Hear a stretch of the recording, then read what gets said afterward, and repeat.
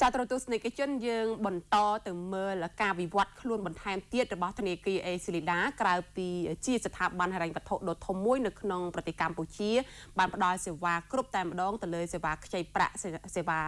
សន្សំប្រាក់ជាដើមនោះហើយក៏បានជួយទៅដល់ប្រជាកសិករនិងប្រជាពលរដ្ឋជាច្រើនផងដែរទន្ទឹមនោះគឺអេស៊ីលីដាកំពុងតែចំណាយទឹកប្រាក់បន្ថែមទៀតរហូតដល់$37 លានដើម្បីវិនិយោគនៅក្នុងការស្ថាបនាសាងសង់នៅអគារព្រះរាជសាសន៍អេស៊ីលីដាលើទំហំផ្ទៃដីរហូតដល់7.57 ហិកតាសូមស្ដាប់សេចក្តីរាយការណ៍បន្ថែមរបស់អ្នកនាងទូចស៊ីណាតការវិនិយោគរបស់ធនាគារអេស៊ីលីដាក្នុងទំហំទឹកប្រាក់សរុបចំនួន$37 លានដើម្បីសាងសង់អគារពាណិជ្ជសាស្ត្រអេស៊ីលីដាស្របតាមស្តង់ដារអន្តរជាតិនៅលើផ្ទៃដីទំហំ7.57 ហិកតាលោកបណ្ឌិតអិនចាន់នីប្រធាននាយកប្រតិបត្តិធនាគារអេស៊ីលីដា PLC បានមានប្រសាសន៍ថាការវិនិយោគក្នុងវិស័យអប់រំត្រូវការរយៈពេលវែងដើម្បីទទួលបានផលចំណេញខុសពីធុរកិច្ចផ្សេងៗដែលការវិនិយោគត្រូវការតែរយៈពេលពី3ទៅ5ឆ្នាំប៉ុណ្ណោះដើម្បីទទួលបានផលចំណេញការវិនិយោគក្នុងវិស័យអប់រំនេះនឹងផ្ដល់នូវអត្ថប្រយោជន៍និងតម្លៃតបស្នងមិនអាចកាត់ថ្លៃបានតាមរយៈការចូលរួមចំណែកអភិវឌ្ឍធនធានមនុស្សប្រកបដោយសមត្ថភាពវិជ្ជាជីវៈខ្ពស់ស្របតាមទស្សនៈនិងបេសកកម្មរបស់វិទ្យាស្ថានដែលធនធានទាំងនោះនឹងផ្ដល់នូវផលិតភាពការងារប្រកបដោយគុណភាពនិងប្រសិទ្ធភាពខ្ពស់ជូនស្ថាប័នឬគ្រឹះស្ថានទាំងអស់បន្ទាប់ពីបានឆ្លងកាត់ការអប់រំបណ្ដុះបណ្ដាលនិងបញ្ចប់ការសិក្សាពីវិទ្យាស្ថានពាណិជ្ជសាស្ត្រអេស៊ីលីដាដើម្បីអភិវឌ្ឍសមត្ថភាពវិជ្ជាជីវៈបង្កើនឧត្តមភាពក្នុងការប្រកួតប្រជែងទីផ្សារការងារនិងក្នុងការគ្រប់គ្រងចាត់ចែងអាជីវកម្មឲ្យមានប្រសិទ្ធភាពខ្ពស់ដោយអនុវត្តឲ្យបាននៅនិរន្តរភាពនិងបង្កើនអត្ថប្រយោជន៍ជូនដល់ភាគទុនិកកម្មករនិយោជិតព្រមទាំងសហគមន៍ទាំងអស់អញ្ចឹងមូលហេតុសំខាន់ហ្នឹងគឺដោយសារយើងជោគជ័យក្នុងវិស័យហិរញ្ញវត្ថុយើងចង់ចែករំលែកនៅក្នុងវិស័យសិក្សាអប់រំដើម្បីឲ្យមានផលវិជ្ជមានហ្នឹងទូលំទូលាយសម្រាប់ទីផ្សារកម្ពុជាសម្រាប់ទីផ្សារអាស៊ានសម្រាប់ទីផ្សារសកលពលធនធានដែលយើងបណ្ដុះបណ្ដាលបានដែលបង្រៀនឲ្យចេះនេះគឺគាត់មិនមែនធ្វើការនៅក្នុងតែកម្ពុជាទេគាត់ទៅធ្វើការនៅបរទេសដែរអញ្ចឹងមូលដ្ឋានសំខាន់ដែលយើងយកមកបង្រៀននៅក្នុងសាលាបរិញ្ញាសាស្ត្ររបស់យើងAIB នោះបរិញ្ញាសាស្ត្រ ASIDA នេះគឺផ្ដោតទៅលើវិជ្ជាជីវៈហិរញ្ញវត្ថុនោះឯងដើម្បីឲ្យធនធាននិស្សិតទាំងអស់ដែលចូលរៀននេះយល់ច្បាស់ដល់ពេលគាត់ទៅបើកអាជីវកម្មខ្លួនឯងគាត់ទៅធ្វើការឲ្យក្រុមហ៊ុនគឺគាត់យកអាមូលដ្ឋានហ្នឹងឯងសំខាន់សម្រាប់ឲ្យមូលដ្ឋានឲ្យសហគ្រាសរបស់គាត់បានទទួលជោគជ័យឲ្យក្រុមហ៊ុនគាត់បានទទួលជោគជ័យគឺគាត់ត្រូវរួមចំណែកធ្វើរបាយការណ៍ឲ្យច្បាស់លាស់មិនមែនរបាយការណ៍ជារឿងមួយចំណែកតូចទេមានច្រើនជាងនេះទៀតប៉ុន្តែរបាយការណ៍គឺជាគន្លឹះសំខាន់សម្រាប់សហគ្រាស SME លោកថាបើគិតរយៈពេល10ខែឆ្នាំនេះសហគ្រាសទាំងអស់មានប្រមាណជាង40,000សហគ្រាសដែលប្រើប្រាស់ឥណទានអេស៊ីលីដាហើយនៅក្នុងនោះមាន2/3គឺមិនចាំបាច់មានទ្រព្យធានានិងទ្រព្យបញ្ចាំហើយសម្រាប់សហគ្រាសធុនតូចនិងធុនមធ្យមហ្នឹងមាន1/3បាទលក្ខខណ្ឌមិនលំបាកទេសំខាន់ណាស់ប៉ុន្តែ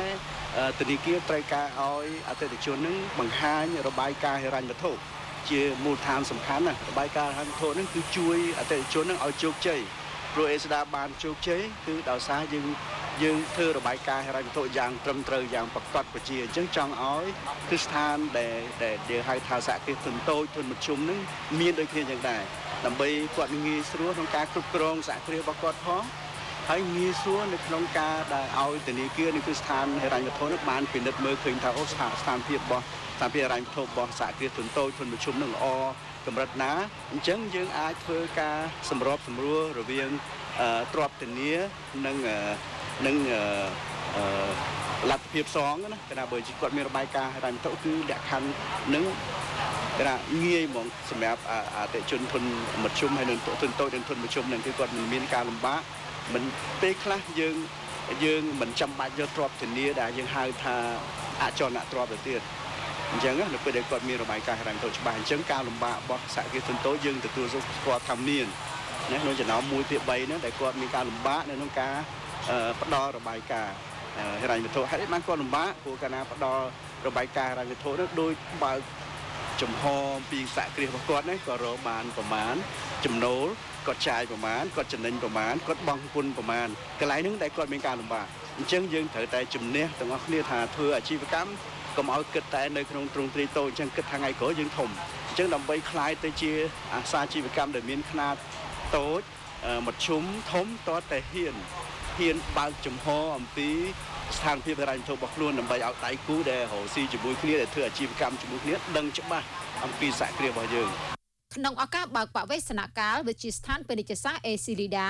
ឯកឧត្តមយុងុយរដ្ឋលេខាធិការក្រសួងអប់រំយុវជននិងកីឡាមានប្រសាសន៍ថាក្រសួងអប់រំយុវជននិងកីឡាបានខិតខំអនុវត្តនៅកំណែទម្រង់ដើម្បីគាំទ្រអភិវឌ្ឍសេដ្ឋកិច្ចនិងសង្គមតាមគោលនយោបាយកម្ពុជាទន្ទឹមនេះក្រសួងបាននឹងកំពុងរៀបចំអនុវត្តផែនការសម្រាប់ផ្នែកឧត្តមសិក្សាកម្ពុជាឆ្នាំ2017-2030ដែលមានចក្ខុវិស័យកសាងប្រព័ន្ធមួយមានគុណភាពមានចំណេះដឹងល្អជំនាញនិងតម្លៃសីលធម៌ដើម្បីធ្វើការរស់នៅក្នុងសម័យភាវូបនីយកម្មក្នុងន័យនេះគឺធានាឲ្យមានប្រសិទ្ធភាពក្នុងការសិក្សាឲ្យមានសមត្ថភាពពេញលេញក្នុងការប្រកួតប្រជែងនិងការទទួលខុសត្រូវក្នុងសង្គមផ្ដោតលើកំណើនសេដ្ឋកិច្ចកម្ពុជានាពេលបច្ចុប្បន្ននិងអនាគតដែលមានចក្ខុវិស័យចង់ក្លាយជាប្រទេសដែលមានចំណូលមធ្យមកម្រិតខ្ពស់នៅឆ្នាំ2030និងទៅជាប្រទេសចំណូលខ្ពស់នៅឆ្នាំ2050ឯកឧត្តមបន្តថាការចូលរួមចំណែករបស់អេស៊ីលីដាក្នុងវិស័យអប់រំគឺជាការចូលរួមលើកស្ទួយវិស័យអប់រំព្រមទាំងធ្វើឲ្យមានការរីកចម្រើនថែមមួយកម្រិតទៀតក្នុងការបង្កើតធនធានមនុស្សប្រកបដោយគុណភាពទាំងចំណេះដឹងនិងចំណេះធ្វើនេះគឺជាសក្ខីកម្មមួយបង្ហាញពីការបដិញ្ញាចិត្តខ្ពស់របស់វិទ្យាស្ថានពាណិជ្ជសាស្ត្រក្នុងការរួមចំណែកជាមួយរាជរដ្ឋាភិបាលលើវិស័យបណ្ដុះបណ្ដាលធនធានមនុស្សប្រកបដោយគុណភាពនៅសេចក្តីត្រូវការក្នុងសមាហរណកម្មសេដ្ឋកិច្ចអាស៊ានបើតាមរបាយការណ៍របស់លោកឆនពន្លឺនាយកវិទ្យាស្ថានពាណិជ្ជសាស្ត្រអេស៊ីលីដាបញ្ជាក់ថាការកម្លាយខ្លួនជាបន្តបន្ទាប់នេះគឺដើម្បីឆ្លើយតបទៅនឹងតម្រូវការបណ្ដុះបណ្ដាលនិងអភិវឌ្ឍសមត្ថភាពវិជ្ជាជីវៈដល់កម្មករនិយោជិតធនាគារអេស៊ីលីដាដែលបច្ចុប្បន្នគឺជាធនាគារឈានមុខគេក្នុងការកាន់កាប់តំណែងទីផ្សារជាង 1/5 នៃវិស័យធនាគារក្នុងប្រទេសកម្ពុជានិងជាធនាគារធំមួយក្នុងចំណោមធនាគារធំៗទាំង100ក្នុងតំបន់អាស៊ានលោកថាបើគិតត្រឹមថ្ងៃទី31ខែតុលាឆ្នាំ2016វិទ្យាស្ថានពាណិជ្ជសាស្ត្រអេស៊ីលីដាមានកម្មករនិយោជិតកំពុងបម្រើការងារសរុបចំនួន149នាក់ស្រីចំនួន54នាក់ស្មើនឹង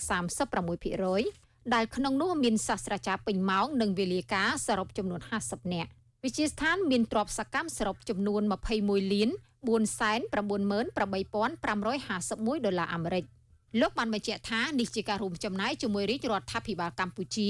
លើវិស័យអប់រំបណ្ដុះបណ្ដាលធនធានមនុស្សប្រកបដោយគុណភាពខ្ពស់ដើម្បីបំពេញនូវសេចក្តីត្រូវការនៅក្នុងសមាហរណកម្មសេដ្ឋកិច្ចអាស៊ានលោកថាកាលពីខែមករាឆ្នាំ2014វិទ្យាស្ថានបានវិនិយោគទិញដីជាកម្មសិទ្ធិផ្ទាល់ទំហំ 7.57 ហិកតា